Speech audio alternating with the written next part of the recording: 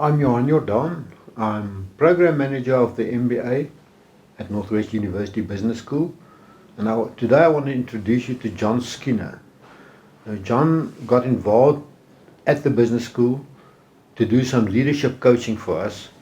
So let's move the focus to John. John, tell me, who is John Skinner? Thank you very much, Johan, for the privilege. I started out my school career in the Vaal Triangle. So I grew up in the midst of the petrochemical giant Sasol, and I completed engineering studies at the Northwest University. Also did an MBA later, and then got involved with project teams working on large and mega capital projects, and that's where I got interested in in the whole thing of leadership and defining leadership roles, etc., etc. So I don't know if that gives enough background. Yeah. Okay, so it's funny. So how did it come that an engineer actually started focusing on leadership? It's quite a unique thing that happened. I grew up in a house. My dad was pretty well versed in the psychology, positive psychology, and HR stuff, and I guess he consciously or subconsciously sort of influenced me. I always had an urge to go in a technical direction, but it was only in my later years that I started realizing the tremendous power that there is in taking note of also of the human factor in team development and leadership development. Because we always think, that it's a very technical, a very logical thing, but there's a lot of emotion as well involved in there. And I think, that was something that I got from my upbringing, that my dad sort of, instilled in me, the interest in it. Okay, very interesting. Now, if you talk about leadership coaching, what exactly does that entail? Yeah, I think to a large extent the whole coaching initiative is all about getting insight, and it's to get insight about yourself. If you don't understand yourself all that well, then how can you understand others? So the idea with the leadership coaching program is really to bring self-awareness and insight and getting to know yourself better first before you can actually lead others. Lottie Daskell, I think, is a lady that has done a lot of research on this, and she always says, that you cannot lead others if you cannot lead yourself. So this is really, a big contribution to getting to know yourself better as a leader, so that you can also effectively lead others. Okay, so you think there are other spin-offs as well in terms of your own personal development? I think so. I think there's definitely, quite a lot of benefit that can be gained from it, because the approach that I take is although it's got a leadership focus, there's a lot of personal things as well that one has to come to insight about or get clarity upon, and enhance those first before you actually then can operate as an inspirational leader. Now, what do you think is the relevance of that to an MBA program? I think the MBA is there to train future leaders, to make sure that they have a proper understanding of business and all that is associated with business, from people management, from process management, from business management. So all of those aspects are covered in the MBA program very, very sufficiently, I would say. And I think the coaching program basically just helps an individual to understand that going from being a specialist and starting to lead other specialists takes a little bit of a transformation. So it helps individuals to make that transition from being an expert, being good at your job, getting promoted, getting into a leadership position, and then all of a sudden you cannot be the specialist anymore. You now need to lead other specialists. So I think the leadership coaching program helps with that transition quite significantly. Before I tell you what I've learned from the participants, do you think, from your viewpoint, do you think it had an impact on the people that you were consulting with, the MBA students? Yeah, I can only work with what I get during the sessions that I have with these individuals, and it's usually very obvious when you can see some energy coming into the discussion. When the penny drops. Okay, well, this is what I need to work on. This is something that I need to enhance. This is a strength that I really can benefit from in my leadership role going forward. So, based on that and the responses that I get during those sessions, which is for me very fulfilling, to help guys to get to that insight, I do believe that has made an impact on the individuals that I've done the sessions with.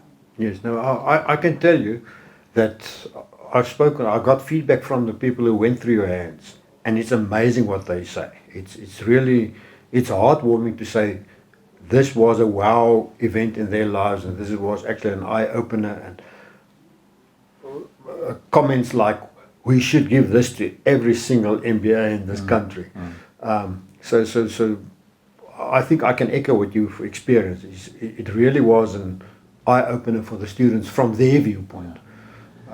Great. Thanks, Johan. Thanks for the acknowledgement. But yeah, it's all about their agenda. It is really dealing with the individuality of each and every one of them, because no two brains are the same, and you have to address what you have in a session like that. And it's a wonderful opportunity to be able to do this for me. So I find it very fulfilling.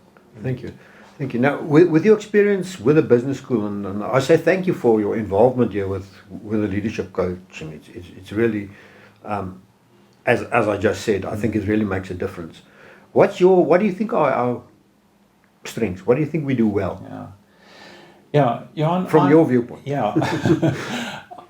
Like you said, I'm sort of from the outside looking in, but what I do find exceptional about this business school is the fact that they have recognized this particular dimension of leadership development, as a need and as something that can really benefit individuals going forward. So I really do, want to acknowledge your program for having identified that and willing to run with it and to sort of experiment with it at this level. So I do think that's very commendable, that you guys have seen this as an opportunity to make something, give something, or offer something in addition.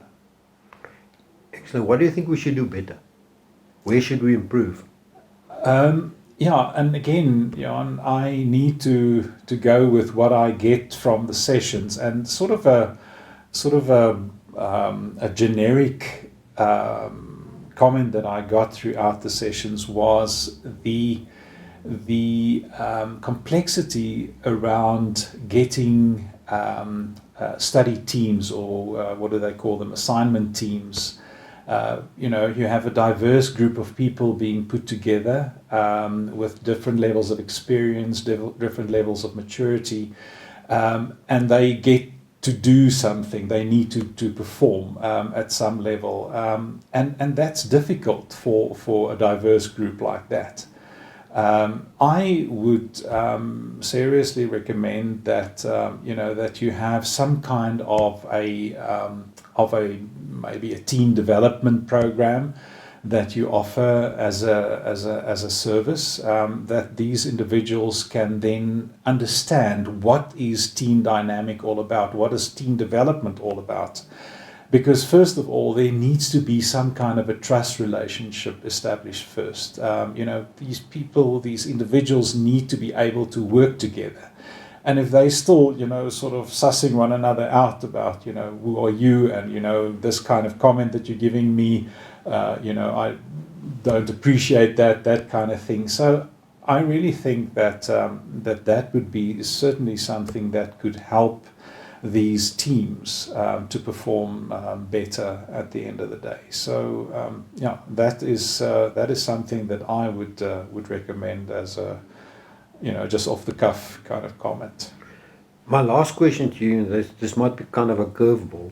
Oh, okay. You started this coaching at the beginning of last year with us. Yes. Before the COVID-19 crisis.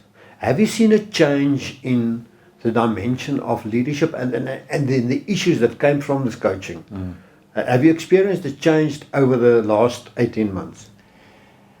Yeah, I cannot really judge from from the individuals that I worked with that is associated with the business school, but I've seen on many other fronts, how leadership has changed because of the pandemic.